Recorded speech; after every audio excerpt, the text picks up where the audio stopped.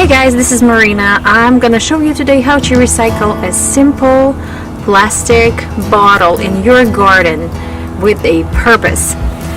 Every time I am planting my seeds in the ground straight or seedlings, I usually have a problem with the slugs or cutworms just destroying my new crop. Of course, they go for a tender new growth, and this little trick will protect your new seedlings or seeds when they're emerging from getting eaten by slugs or cutworms.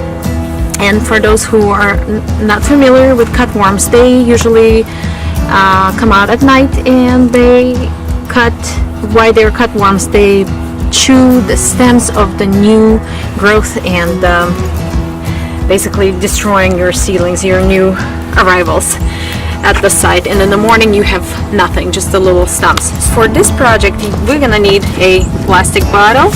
It's just a regular, of course, rinse it out. That this one was glass from Method, and I like that it's square. It's gonna hold its shape nicely when it's cut. And we're gonna need nice sharp pair of scissors, and we're gonna need serrated knife.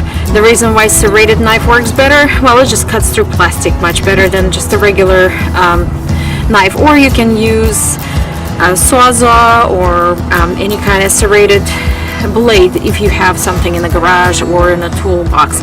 So let's start. I'm not gonna wear any gloves, but I highly suggest to use gloves, because just in case if knife slips and you might cut your hand, but on the sharp edges, it's of course at your discretion. So we're gonna start with cutting out the bottom. There we go. Cuts out nice, because I'm using again serrated knife. And usually this cut doesn't meet up together, so that's what we need the scissors for. We're gonna just cut off this part. Make sure your fingers are not on the way. There we go. And we cut any snags and stuff. Sorry. There we go. Nice. It doesn't have to be like perfectly even. If you notice it's not perfectly even surface, it doesn't matter. It's gonna go in the ground anyways. So now we're gonna switch it over, and we're gonna cut the bottle where it starts actually being somewhat straight. All the surfaces are in parallel and there's no slope. Alright, so this is my point. Again, nice cut. Serrated knife. And ooh, I'm doing very good here. I actually almost meet up the edges. So we have this base now. So I don't know what you want to do with this. I usually put it in the recycling, but you can make like a mini greenhouse if you want. It's up to you, which probably will work too. So, but anyways, we're gonna smooth out the edges. Anything here? Not really. I don't need to smooth anything out. Right here. There we go. And now we're gonna cut this part in half. Of course, if you prefer, you can remove all the stickers. I don't worry about stickers. They're not bothering me. As long as the container is clean, we're good to go. So we measure somewhere around the half, and we start cutting. This one is a bit tricky because your bottle now doesn't have a bottom or the top, and it's a bit more flexible. So with the flexible bottle, you of course have to hold on to it, and that's where scissors come in handy. I bend it to see the line where I need to cut it so it's somewhat straight. And there we go. We have 2 cups. They're approximately the same size. It's not, not a rocket science here. So now you have those 2 cups, and the purpose of these will be to protect them in the ground. And we're not gonna just put it on top of the ground and put the seedlings here, in the center. We're gonna press them in the ground for about an inch, like a halfway through approximately point on each cup. And why is that?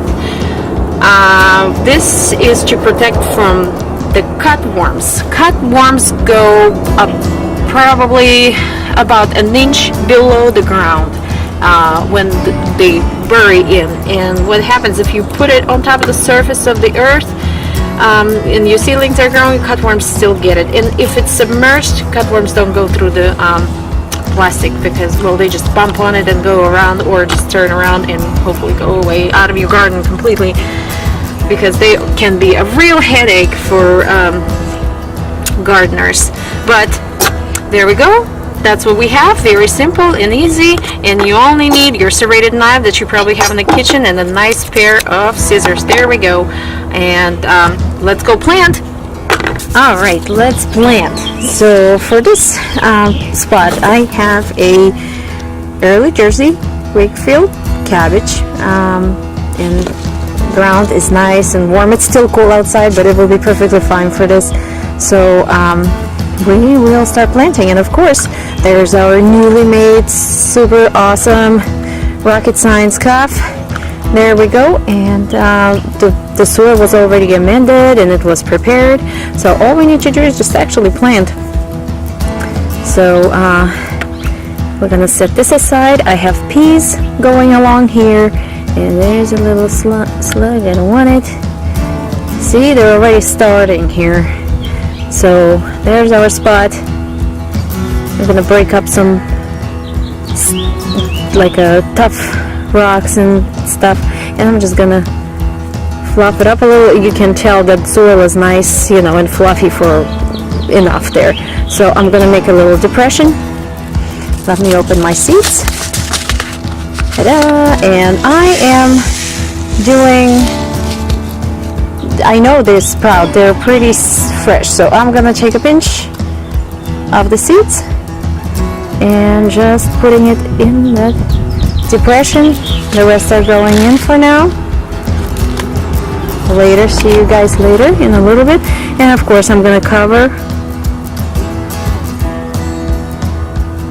with mud. And what I do with this cuff, make sure the seeds are in the center, and I'm going to press this cuff halfway down, just like this, and that's all you need. That's all.